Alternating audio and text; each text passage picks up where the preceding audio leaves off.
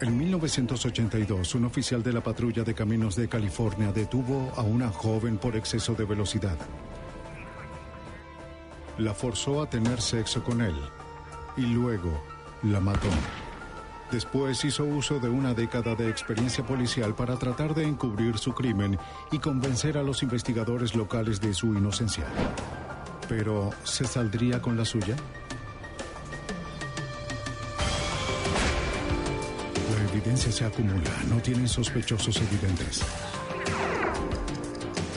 El centro de comercio es bombardeado. Ted Kaczynski es arrestado.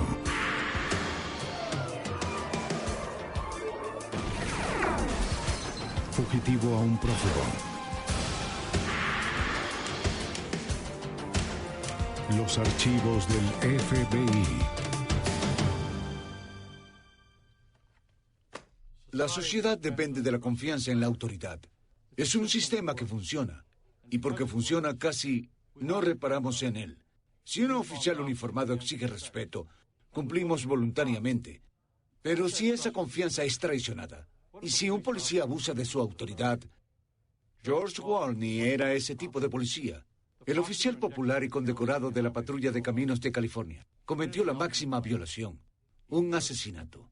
Soy James Carlstrom, exdirector del FBI en Nueva York. Cuando los policías buenos se convierten en malos, todas las fuerzas del orden público se reúnen para reparar el daño y hacer justicia. El caso Wolny probó las capacidades tanto de la estatal como del FBI. Fue un adversario astuto, entrenado en la resolución de crímenes, y supo cómo cubrir sus huellas. Como puedes ver, hay muchos avisos por encima de la ley. Para Robin Bishop, de 23 años, salió de su casa en Las Vegas para visitar a un amigo en Los Ángeles. Debe tener buenas condiciones. A ver si da la talla. Robin tenía esperanzas de convertirse en actriz.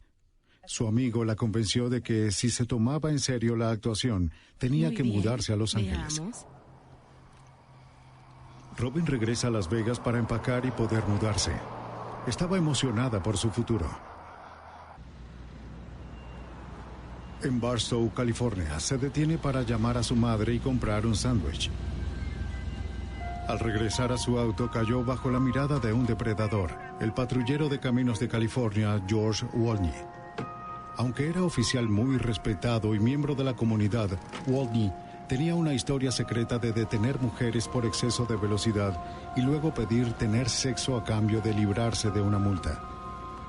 La noche del 11 de enero de 1982 no fue diferente. Rápidamente memorizó la marca y el modelo de su auto. También observó la placa de Nevada.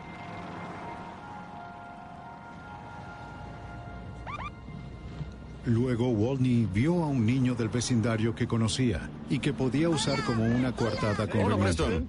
¿Te llevo a casa? Sí, gracias. Recogió a Preston Olsen y lo llevó a casa. Wolny, quien había ganado un premio como policía del año, era conocido por tales buenas acciones. Los padres de Barstow confiaban en Wolny para vigilar a sus hijos. Cuídese. No hay problema. Dejó a Preston en su casa y saludó a sus padres. En ese momento, la mujer en la que Wolny había fijado su atención ya estaría lejos de la ciudad, en camino hacia Nevada en la Interestatal 15. La autopista, siempre muy transitada, estaba inusualmente tranquila. La interceptó en la autopista solitaria al este de Barstow. Encendió su sirena y luces y la hizo detenerse.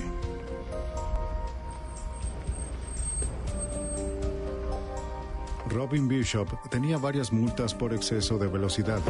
De hecho, acababa de terminar un año de libertad condicional y había recibido una advertencia de que otra multa le costaría su licencia. Robin sabía que una licencia de conducir y un auto serían esenciales para una aspirante de actriz en Los Ángeles. Muy bien, veamos. ¿Tiene idea de lo rápido que iba?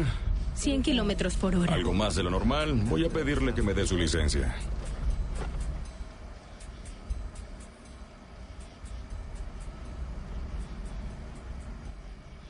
Bien, Robin Bishop. Muy bien, Robin, voy a tener que pedirle que baje del vehículo y me siga la patrulla. Dejó sus llaves en el encendido y su bolso en el auto. Bien, baje con cuidado, acompáñeme. Quizás Robin se sorprendió de ser llevada a la patrulla, pero obedeció. Por desgracia, Wolney tenía en mente más que imponer Voy a una pedirle multa. que se dé vuelta para esposarla antes de ingresar a la patrulla. ¿Por alta velocidad? Sí, es la ley. ¿Cómo es posible? Wolney la apoyó contra la patrulla y la esposó.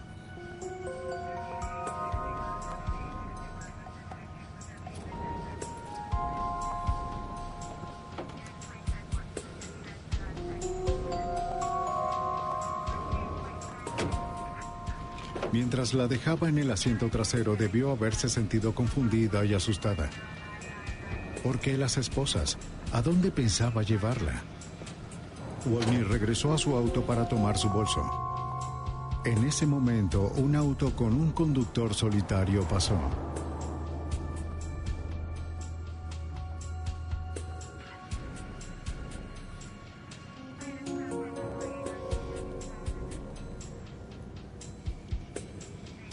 Wolney tomó el bolso, regresó a su auto y se alejó, dejando el de ella abandonado en la interestatal.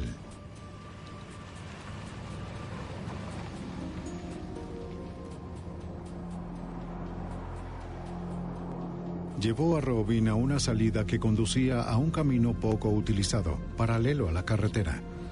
Era un lugar donde solía tomar un descanso durante su turno de patrullaje. Un mirador apartado donde podía observar la autopista a unos 120 metros de distancia desde todas las direcciones. Allí, bajo amenaza de cárcel o pérdida de la licencia, Wolney violó a Robin Bishop.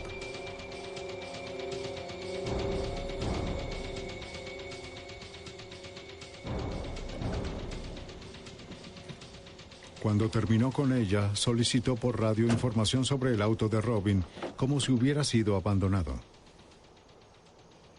Sabía que lo vieron caminando hacia el auto vacío de Robin. Quisiera reportar un 2829. Número de matrícula 561 FVD. Fue la primera de muchas mentiras que cubrían sus acciones para el registro oficial. Copiado. Gracias. A sus órdenes.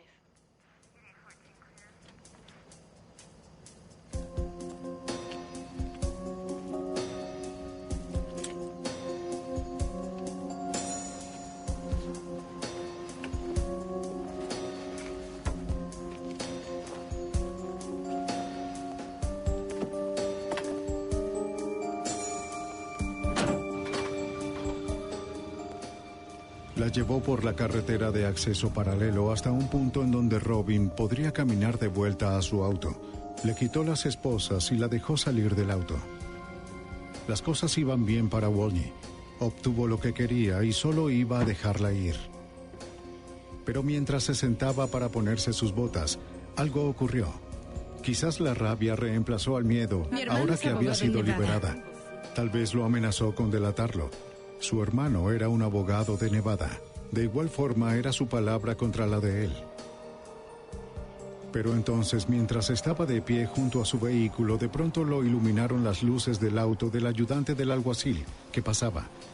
Quizás el ayudante observó la patrulla de Wolney desde la autopista cercana. Wolney no sabía si lo había reconocido. De pronto las amenazas de Robin se hicieron más reales. ¿Cómo iba a explicar su presencia en la carretera de acceso? En un momento de pánico, el oficial George Wolney decidió silenciar a Robin. Así que Wolney tomó una decisión final e irrevocable. Ahora ya no había manera de distanciarse de la chica muerta. Desesperado, ideó un plan. Llamó a la operadora y reportó haber encontrado un cadáver, un posible suicidio. Sabiendo que tenía minutos antes de que llegaran otros oficiales a la escena, buscó debajo de su cabeza la bala que la mató. Como evidencia, la bala tenía el poder de destruirlo, pero no tenía orificio de salida.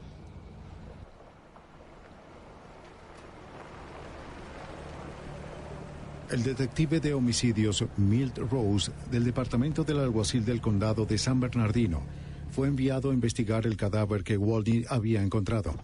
Camino a la escena del crimen, la operadora le pidió que examinara el auto abandonado. Como el cuerpo fue encontrado a corta distancia de la carretera de acceso y era visible para los investigadores en la escena del crimen, la policía sospechaba que había una conexión entre el auto y el cuerpo. No vi ninguna señal obvia de avería, ni de falla mecánica. Las llantas estaban en buen estado. El vehículo estaba en marcha. Las llaves estaban dentro de él. ¿Por qué el vehículo se detuvo en ese lugar? En la escena del crimen, el oficial dijo que Wolny estaba tranquilo y profesional. Describió cómo encontró a la víctima, revisó su pulso y buscó en su bolso alguna identificación. El registro de vehículos de Nevada y su licencia la identificaron como Robin Bishop, dueña del auto abandonado, que él antes había reportado. Aunque el oficial Wolny reportó un aparente suicidio, el detective Rose pronto descartó esa posibilidad. A la víctima le dispararon detrás de su cabeza a corta distancia. Luego la movieron un poco. A 10 centímetros de su cabeza había un charco de sangre en el suelo. Sin duda, esto era un homicidio. Las lluvias recientes ayudaron a que las marcas y pisadas de Wolny y su patrulla fueran visibles en la tierra húmeda. En esta área de acá encontramos un par de pisadas que aparecieron al frente del vehículo. Recorrieron la parte delantera del vehículo y se alejaron en dirección hacia la zona media del vehículo. Recorrieron hasta esta zona de acá, donde se encuentra este arbusto, o en esta área en general, y ahí fue donde se encontró el cuerpo de Robin Bishop. Las otras pisadas que encontramos iban desde la puerta del conductor en la unidad de patrullaje hacia un área frente del vehículo y luego hacia el cuerpo de Robin, mirando hacia él en dirección este.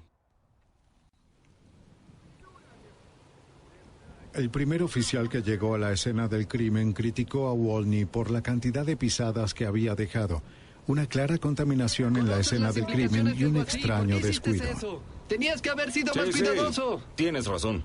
En un análisis más detallado observé lo que parecían ser marcas en sus muñecas. Las marcas eran conocidas para cualquier policía. 2 marcas delgadas en la parte superior de la muñeca y una más abajo, iguales a las causadas por las esposas. Luego, cuando el detective Rose examinó el contenido del bolso de la víctima, no encontró señales de robo, pero la licencia y el registro del vehículo estaban encima de los demás artículos del bolso, como si los hubiesen mostrado a alguien y luego arrojados con prisa en la cartera. Eso me indicó que teníamos que revisar alguna clase de detención o si alguien en posición de autoridad quizá detuvo este vehículo. Para Rose, la evidencia señalaba la implicación de un policía o de alguien actuando como uno. Cada investigador en la escena del crimen era colega o amigo del oficial Wolny. Que él estuviese conectado al crimen no fue siquiera considerado en aquel momento. Se llevó a cabo una autopsia. Los resultados confirmaron que el cuerpo fue movido un poco después de haberse hecho el disparo y que las marcas fueron hechas por las esposas. La pala mortal fue encontrada alojada en la mandíbula de Robin. Aunque era el calibre de un revólver común de policía, la marca no era de la munición estándar. La autopsia también mostró que mantuvo relaciones sexuales dentro de las 24 horas previas a su muerte, pero no mostró ninguno de los signos habituales de una violación forzada. Lo primero que teníamos que hacer era eliminar a las personas que estaban en la escena o en el área. Otros oficiales de patrulla, alguaciles, cualquiera que estuviese en esa área alrededor de ese tiempo. Teníamos que empezar a interrogar al oficial Wolny, porque era el oficial Wolny la persona que encontró el cuerpo. La supervivencia de Wolny dependía en estar un paso adelante en la investigación. Cuando terminó su turno esa noche, se esforzó por retirar el cañón del arma asesina. Era la única prueba concreta que podía implicarlo en el crimen de forma concluyente. Wolny sabía que el cañón de su arma dejó marcas identificables en la bala que mató a Robin Bishop. A la mañana siguiente fue a una armería del lugar para pedir un nuevo cañón, que desorientaría una prueba de balística, pero no quedaba ningún cañón en existencia y tendrían que ordenar uno nuevo. Luego llevó su uniforme a la tintorería y la funda del arma al taller de reparación para teñirla y coserla de nuevo. Todo lo que quedaba era ganar tiempo hasta que llegara el cañón. Esa mañana en Barstow, Rose organizó una reunión con los departamentos de policía y del alguacil para discutir el caso. Pidió a todos los oficiales que estaban en servicio la noche anterior entregar sus armas para que las pruebas de balística pudieran eliminarlos como posibles sospechosos en el crimen. Wolny se aseguró de asistir. Durante la reunión se enteró de que la bala mortal había sido recuperada. Para el anochecer, Wolny era el único oficial que no había entregado el arma para la prueba. Los detectives fueron a su casa y le pidieron su revólver de servicio.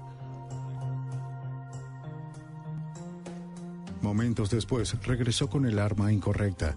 La que usaba estaba fuera de servicio. Así es, señor, el de servicio. Sí. El capitán lo envió de vuelta por su revólver de servicio, pero regresó con las manos vacías. Fue robada. ¿Cómo que robada? Pues hubo un robo en el vecindario. Afirmó que su casa debió haber sido robada y el arma estaba desaparecida. La historia sonaba dudosa, pero como Wolny era un oficial de la patrulla de caminos de California, el detective Brian English del departamento del sheriff del condado de San Bernardino estuvo inclinado a creerle. Sentí cierta empatía por él porque buscábamos, en mi opinión, pruebas para demostrar que él no lo hizo, que fue un criminal.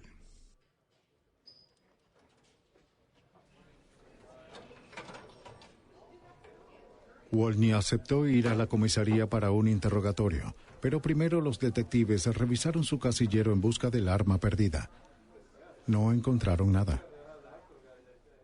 Luego nos sentamos y comenzamos a hablar con el oficial Wolny y para él no parecía importante que su arma no estuviera, lo cual era muy significativo, porque de haber estado en su posición me habría preocupado y a él parecía no importarle. Ya han pasado 2 días desde el crimen. El arma faltante y el extraño comportamiento de Wolny hizo imposible negar lo obvio. Wolny fue advertido de sus derechos constitucionales. Aunque esto lo convertía en el principal sospechoso en el caso, no existían suficientes evidencias para poder arrestarlo. Insistiendo en su inocencia, Wolny aceptó que su entrevista fuese grabada. No hay problema. Dijo que hizo su ronda habitual patrullando la interestatal el 11 de enero. Luego de cenar, recogió a un joven que conocía, Preston Olsen, a quien vio caminando solo a casa. Aquí traje a este jovencito. Luego de dejar a Preston en su hogar a las 8:50 de la noche, estaba de vuelta en la interestatal. Alrededor de las 9:15 encontró el carro abandonado, hizo una revisión del auto robado, luego viró hacia la carretera de acceso. Al ver una figura pálida se detuvo. Era el cuerpo de la víctima, Robin Bishop. Su comportamiento no era normal. Para una persona que había sido acusada de cometer un crimen de ese tipo, si hubiera sido yo, no hubiese hablado con ellos, les hubiera dicho que lo probaran, hubiese estado muy molesto, furioso. El oficial Wolny insistió varias veces en hacer la prueba del polígrafo. Reafirmó su declaración y luego respondió una serie de preguntas críticas, incluyendo la pregunta directa: ¿asesinó a Robin Bishop? No. El investigador no pudo encontrar ninguna señal de engaño en la prueba del polígrafo. Wolny acababa de superar otro obstáculo en su encubrimiento. Nosotros trasladamos a George a la estación Barstow de vuelta a la de San Bernardino para más preguntas. En ese momento, George nos dio permiso para revisar su casa. Los ayudantes del alguacil investigaron el alegato de Wolny de que su casa debió haber sido robada, pero no encontraron señales de entrada forzada. Luego los detectives de homicidios comenzaron su trabajo. Al amanecer encontraron el armazón de un revólver Magnum Smith & Wesson, modelo 19357, dentro de la camioneta de Wolny. El armazón estaba muy dañado, con marcas de herramientas. Parecía haber sido desmantelada por alguien que no sabía cómo separarla por partes. El cañón que habría sido usado para la comparación balística no estaba. Por lo tanto, no pudo verificarse alguna coincidencia. El armazón del arma estaba registrado a nombre de George Michael Wolny. Para los detectives había sido desmantelada por una sola razón. Wolny fue puesto bajo arresto. Pero la evidencia aún era circunstancial. Debía encontrarse una conexión entre el revólver y las herramientas usadas para desmantelarlo. Los detectives regresaron a la casa de Wolny para realizar otra búsqueda. Se recolectó evidencia, se encontraron herramientas de sujeción y un sujetador de tubos detrás del garaje, los cuales mostraban señales recientes de transferencia de metal. En el armario de la habitación, los detectives encontraron 5 cajas de balas con la insignia CHP. En cajas localizadas en rondas habituales de la policía se encontraron 27 balas de otro tipo, calibre .357 de punta redonda 158, fabricadas por Remington Arms, el mismo tipo de bala que mató a Robin Bishop.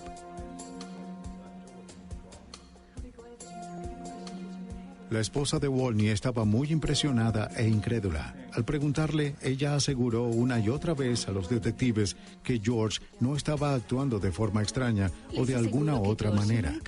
Era un buen esposo y un buen padre para sus hijos. Fantástico y un padre muy amoroso. La noticia sobre el arresto de Wolny sorprendió a la pequeña comunidad de Barstow.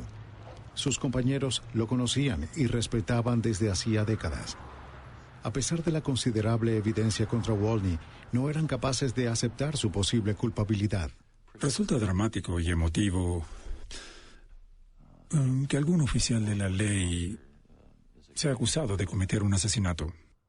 La mayoría conocíamos a George y no podían creer que George Wolny hubiese hecho algo tan terrible. Recuerdo que un par de oficiales muy cercanos a él lloraban cuando los entrevisté. No querían creer que George lo hubiese hecho. Incluso los investigadores tuvieron problemas para enfrentar la conclusión que se vieron forzados a llegar. Yo creí que él no lo había hecho, no pudo hacerlo, era un patrullero. Pero la evidencia seguía creciendo. Se encontró semen en el asiento trasero de la patrulla de Wolny y en los pantalones de Robin. El asistente del alguacil Roger Kaufman, quien había estado fuera de la ciudad los días siguientes al crimen y supo del arresto de Wolny, presentó un informe crucial. Describió que conducía por la misma área de la escena del crimen cerca de la hora del asesinato. Desde la interestatal divisó las luces encendidas de un auto en el acceso poco usado. Al iluminar con sus luces el auto, vio a un oficial parado a un costado, pero conducía muy rápido como para identificarlo. Unos minutos después escuchó a Wolny muy molesto reportando un posible suicidio por la radio. Le sorprendió escuchar a Wolny, un hombre conocido por ser muy firme sonando tan agitado, pero no había pensado en el incidente hasta que se enteró del arresto. A medida que avanzaba la investigación, se volvió evidente que Wolny usó sus conocimientos del procedimiento investigativo para frustrar los esfuerzos de los detectives para reunir pruebas en su contra. Su uniforme había sido lavado, la funda había sido teñida y cosida para una supuesta próxima inspección. Cualquier evidencia de sangre o tejido transferidos desde el arma había sido destruida. Sus pisadas alteraron la escena del crimen. Cuando los detectives interrogaron a los dueños de armerías en la zona, bajo la teoría de que Wolny pudo haber tratado de comprar un cañón de reemplazo para su revólver de servicio, nadie recordó haberlo visto en sus tiendas. Luego de varios meses de investigación interna, Wolny fue despedido de la patrulla de caminos de California. Bien, adiós. Ahora convencidos de que cometió el peor crimen posible, los detectives aún no podían probar de que Wolny mentía.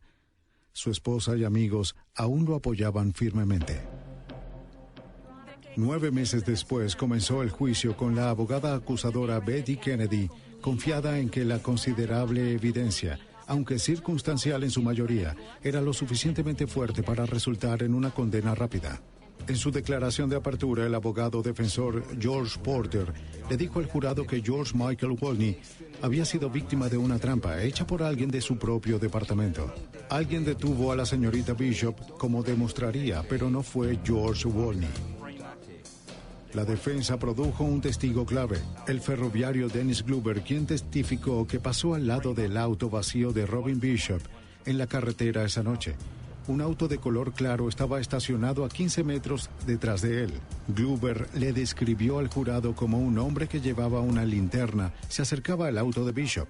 Sin embargo, su descripción parecía eliminar a Wolny como el hombre que vio. Porter sostuvo que debería considerarse a otro sospechoso. La fiscalía construyó una cronología precisa y elaborada para el jurado, desde la última llamada de Robin a su madre en Barstow hasta la llamada por radio de Wolny informando el hallazgo de su cuerpo. La cronología incluía todas las acciones conocidas de Wolny, así como la hora del asesinato. La fiscalía creía que su caso era a prueba de balas, líneas de tiempo, la recogida del niño Olsen, el avistamiento del ayudante del alguacil, las llamadas por radio, todo. Pero el abogado de Wolny contraatacó al producir docenas de testigos, colegas patrulleros y amigos cercanos que testificaron sobre su carácter e historial impecables. Usó la cronología para arrojar dudas sobre la serie de eventos. ¿Pudo tener Wolny tiempo suficiente, apenas 20 minutos, para hacer todo de lo que se le acusaba? Con facilidad, la defensa desafió el análisis científico de las muestras de semen del auto y de la víctima. La tecnología para usar el ADN en la corte aún estaba 6 años en el futuro. Además, Porter pudo poner en duda el análisis inconcluso de la fiscalía sobre las marcas de herramientas en el armazón y las encontradas en el auto y la casa de Wolny. Sin embargo, la fiscalía creía que las balas confiscadas y el arma desmantelada serían suficientes para convencer al jurado. La prueba fuerte que teníamos en este caso en particular era el armazón del revólver. ¿Cómo explicar el armazón? ¿Cómo explicar por qué estaba en el vehículo? ¿Por qué estaba desarmada? ¿Por qué faltaba el cañón, el cilindro, la empuñadura, el martillo, el gatillo? ¿Por qué? Wolny estaba preparado y ecuánime, presentando a la defensa el mejor testigo, él mismo.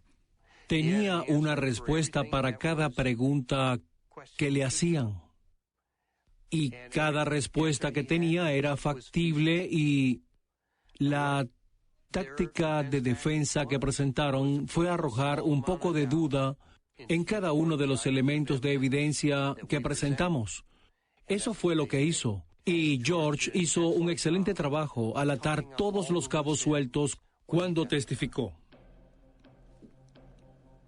Al final, el testimonio de 50 testigos en 30 áreas de especialización y toda la evidencia acumulada no logró convencer al jurado. Luego de 4 días, se declaró un punto muerto, 8-4 a favor de la absolución. George Wolny era un hombre libre. Nada es, como algunos dicen, un golpe de suerte. Y nunca sabes qué dirección tomará el jurado.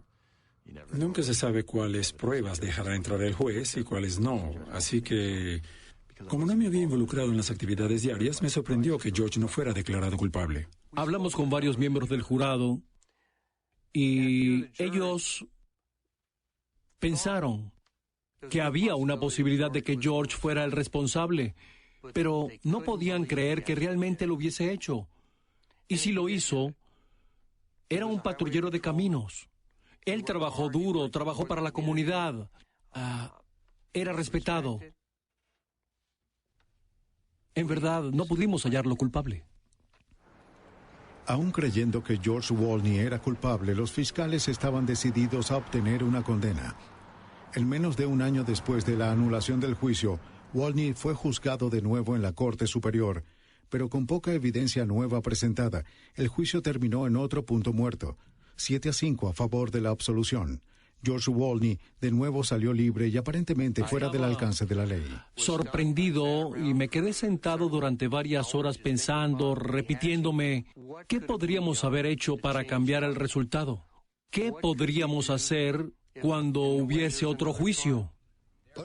Argumentando hostigamiento aparente, el juez negó a los fiscales un tercer juicio. Parecía que George Wolny no podía ser llevado ante la justicia en la ciudad de Barstow. Sentimos, y estaba convencido de que George mató a esa dama. Y necesitábamos a alguien que viniera y enjuiciara a George. Él tenía que pagar por lo que pasó. Desde el momento del arresto de Wolny, el FBI observó con mucho interés este caso. Cada vez que un homicidio involucra a un policía, el FBI sigue de cerca la investigación. Luego de que Wolny fuera absuelto por segunda vez, hubo una enorme presión pública para encontrar la verdad sobre el homicidio de Robin Bishop. La oficina del FBI en Los Ángeles decidió que era hora de intervenir. El FBI sabía que George Wolny no podría volver a ser juzgado por el homicidio de Robin Bishop en el estado de California, pero en una corte federal podría ser acusado de violar sus derechos civiles. Al asesinar a Robin Bishop mientras estaba en servicio, George Wolny había cometido un delito federal. Al quitarle la vida, había violado sus derechos civiles. Esto nunca se había litigado antes en un juicio criminal, pero el FBI y los fiscales federales creían que el homicidio de Bishop constituía un caso perfecto de prueba. El caso fue asignado al agente especial Michael Randolph. Wolny era como un lobo en un corral de ovejas. La policía no sabía que él era el asesino. Él era la persona que había cometido el asesinato, por lo que se mantendría un paso delante de ellos, destruyendo la evidencia. Y esta es una razón significativa por la que los lugareños no tuvieron éxito en el enjuiciamiento. No se dieron cuenta de a quién enfrentaban. Revisando a fondo las fotos de la escena del crimen, una fotografía captó la atención del agente Randolph. Esta mostraba el contenido del maletero de la patrulla de Wolny la noche del asesinato. En ella vio una pequeña caja de municiones. Envió las fotos para que fueran ampliadas y analizadas. El laboratorio del FBI nos notificó que el análisis fotográfico reveló que se trataba de una caja de municiones de Magnum 357, la que, de hecho, era una munición ilegal del tipo que Wolny había testificado que no llevaba la noche del homicidio. También creemos fue la misma caja de munición que se encontró en su casa. El agente Randolph acababa de atrapar a George Wolny en su primera mentira. Sabíamos que había mentido sobre algo en 2 juicios locales, así que tenía que haber otras cosas sobre las que había mentido. Trabajando de cerca con el Departamento del Alguacil de San Bernardino y la Patrulla de Caminos de California, el agente Randolph comenzó a reexaminar todas las pruebas de los 2 primeros juicios. En lugar de manejarlo como otra investigación criminal habitual, le dimos un enfoque más exhaustivo, como el que se le dio al vuelo 800 Nueva York-Roma de TWA. Cada remache debía ser analizado, cada roca estudiada. Los laboratorios del FBI y los agentes de campo reexaminaron con cuidado las montañas de informes, transcripciones, fotografías y evidencia física. Los objetos claves que se utilizaron y se enviaron de vuelta al laboratorio incluían el armazón del arma. La policía local había recuperado el armazón y le habían realizado el análisis de marcas de herramientas, pero no pudieron determinar quién la había desarmado. El armazón del arma fue enviado de vuelta a la unidad de marcas de armas de los laboratorios del FBI en Washington. Único en el mundo, el laboratorio tiene una colección de más de 2,000 armas, desde la pistola de John Dillinger hasta el último modelo de rifle de asalto militar. Cada bala fabricada durante los últimos 50 años también está aquí. Puntas huecas y redondas, casquillo de acero calibre .22 a .50. Al igual que las armas, todas están aquí para comparación y pruebas. La sala de balística a prueba de ruidos permite disparos de comparación y recuperación de balas. Los microscopios comparativos permiten un análisis preciso de los cañones de las armas. Pero los activos más valiosos en el laboratorio son sus agentes, cuya larga experiencia en estos exámenes especializados los hacen invaluables en casos difíciles, como el asesinato cometido por Wolny. Jim Cardigan, de la Unidad de Armas de Fuego y Marcas de Herramientas del FBI, fue incorporado al caso para realizar un análisis de marca de herramientas del armazón y las 15 distintas herramientas de sujeción, incluyendo el sujetador de tubos encontrados en la casa de Wolny. Las herramientas de acero siempre dejan una marca distintiva y a menudo muy pequeña, luego de usarlas, una marca tan singular como una huella dactilar. El laboratorio de marcas de herramientas del FBI es uno de los mayores, más especializados y más sofisticados a nivel tecnológico del país. Desde el principio, fue obvio que el sujeto que trabajó en esta arma de fuego sabía algo sobre ciencia forense. porque retiró varias piezas del arma que podrían ser útiles más adelante para un investigador forense. El agente Cadigan se enfocó en la tarea específica de asociar las marcas de herramientas del armazón con las marcas hechas por las 15 herramientas de sujeción encontradas en la casa de Wolny. La pregunta era, ¿pudo usarse una de estas herramientas para sostener el armazón del arma mientras se procedía a quitarle el cañón?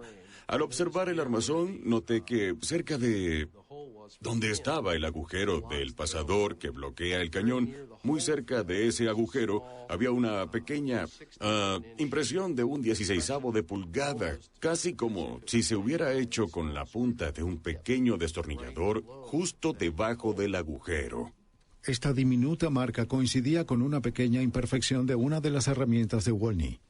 Al observar las herramientas que fueron entregadas por Wolny, noté que una de esas herramientas, una llave inglesa, tenía una estría rota y que estaba rota en la mitad, y además había un pequeño trozo de metal que quedó en esa estría, muy similar a la marca encontrada en el armazón. Utilizando esto como punto de inicio, comencé a hacer impresiones con esa herramienta. Y al comparar esas impresiones bajo un microscopio, las marcas de herramientas con las impresiones que había en el armazón, llegué a la conclusión de que esa herramienta en particular se utilizó para ceñir otra herramienta y hacer las marcas encontradas en el armazón. Además de las pruebas de marcas de herramientas, el laboratorio del FBI realizó pruebas a fondo en las balas encontradas en la casa de Wolny. La falta de un cañón en el arma de Wolny hizo imposible realizar una prueba de balística, un problema que perjudicó a la Fiscalía en los juicios estatales. Así que el laboratorio del FBI ideó una prueba que nunca había sido utilizada de manera forense, un nuevo uso radical de la tecnología nuclear en la ciencia forense. Cuando un fabricante de plomo como Remington Arms produce un lote, se desechan los restos, como al preparar un pastel. Esto hace que cada lote de plomo sea único. Luego, tomamos más de 200 cartuchos que la policía local había recolectado cuando investigaron a George Michael Wolny. Los enviamos al laboratorio, donde los hicieron radioactivos, obteniendo su peso molecular, que es su huella digital química.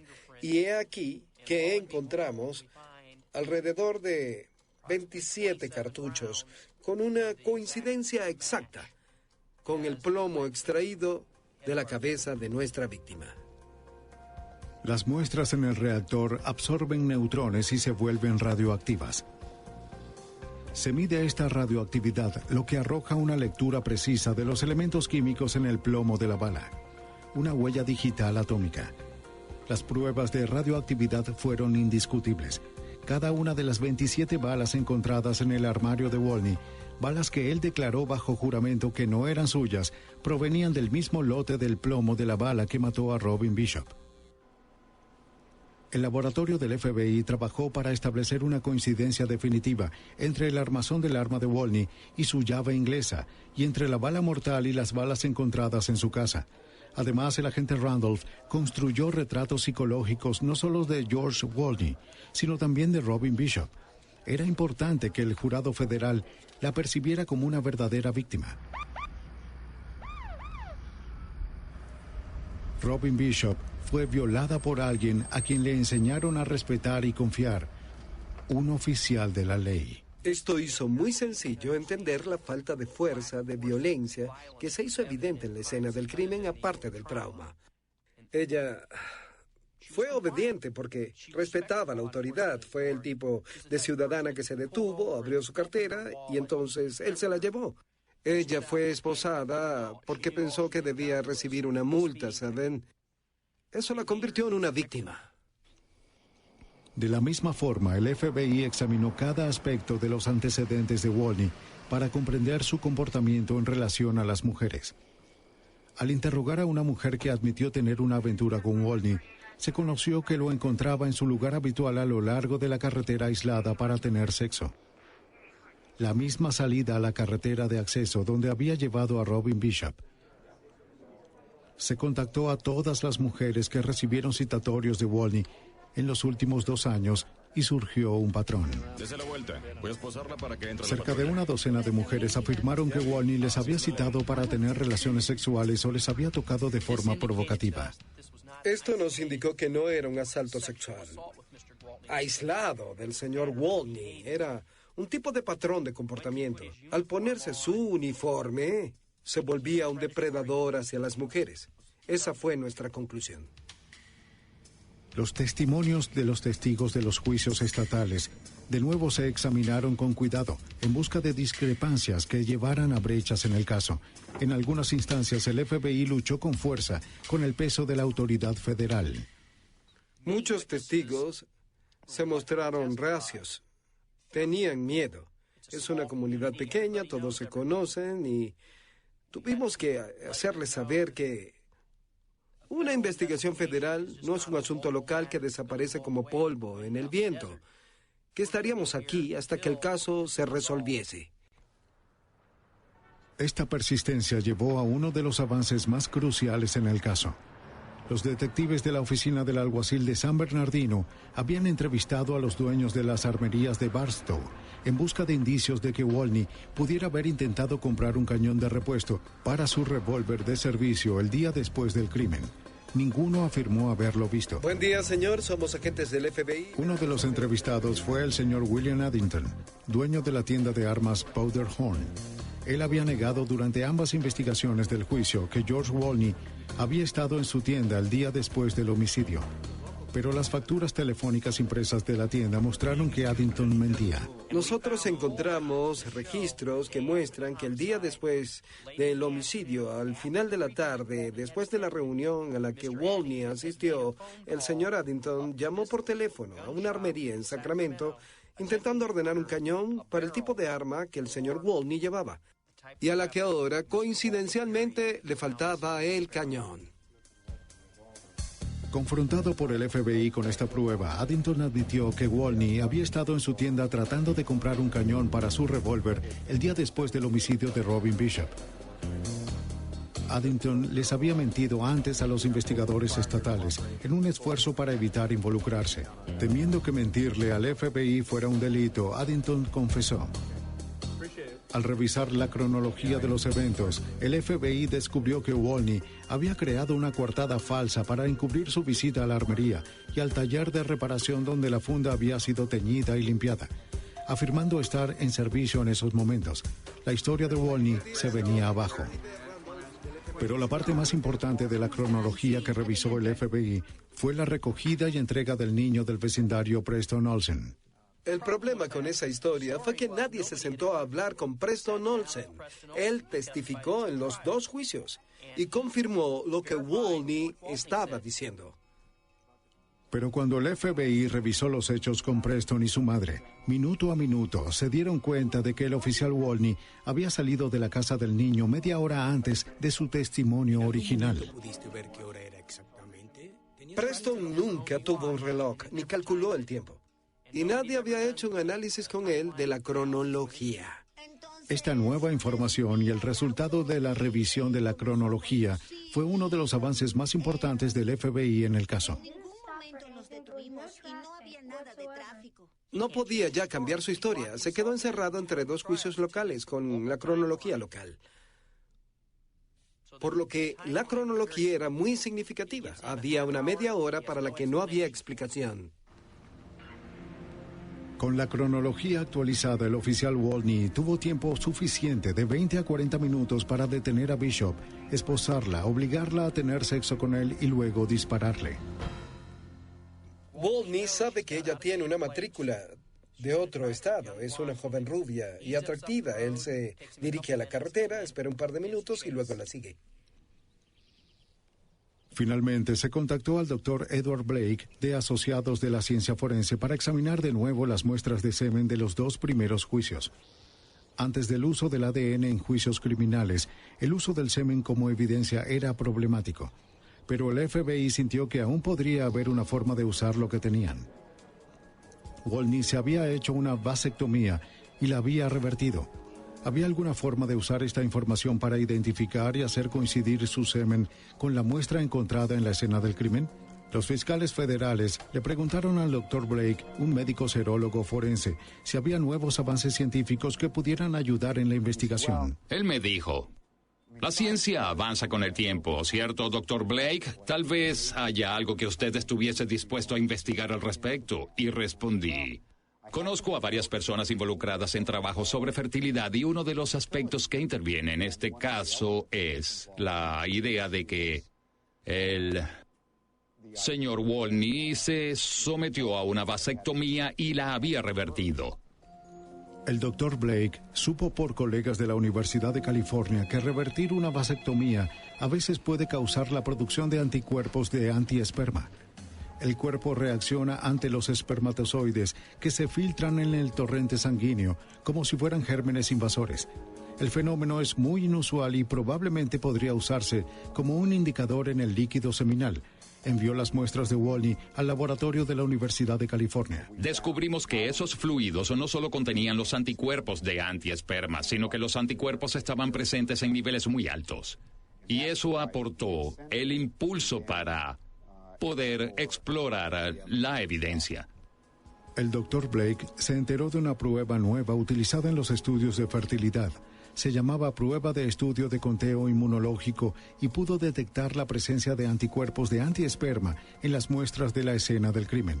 Como este tipo de pruebas nunca se había utilizado antes en la corte, el Dr. Blake grabó la prueba en un video para mostrarla al jurado en el juicio. En definitiva, se prepararon extractos tomados de los pantalones que se encontraban en el cuerpo de Robin Bishop. Eran muestras que se habían tomado del asiento de la patrulla y que se prepararon para su estudio. Ambas muestras fueron analizadas para detectar la presencia de anticuerpos de antiesperma y en ambas muestras se encontraron anticuerpos de ese tipo.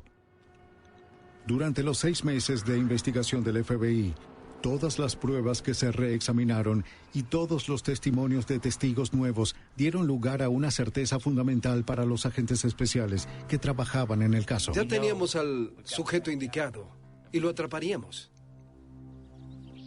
George Wolny regresaría a la corte.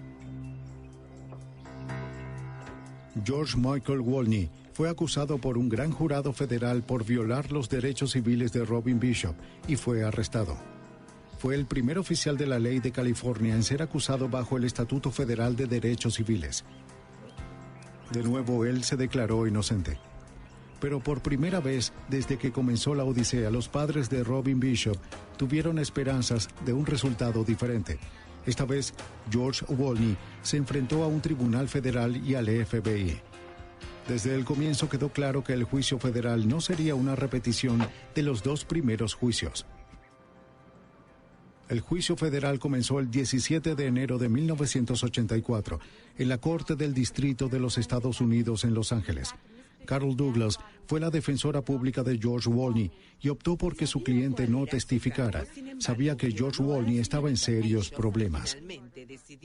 Wolny sabía que estábamos derribando sus coartadas y también todas sus historias, que iba a tener que inventar una nueva historia. Ya nosotros lo teníamos acorralado y no tenía otra salida excepto la prisión, a donde lo enviaríamos. A medida que el juicio avanzaba, el FBI desmanteló cada punto fuerte de la defensa anterior de Wolny.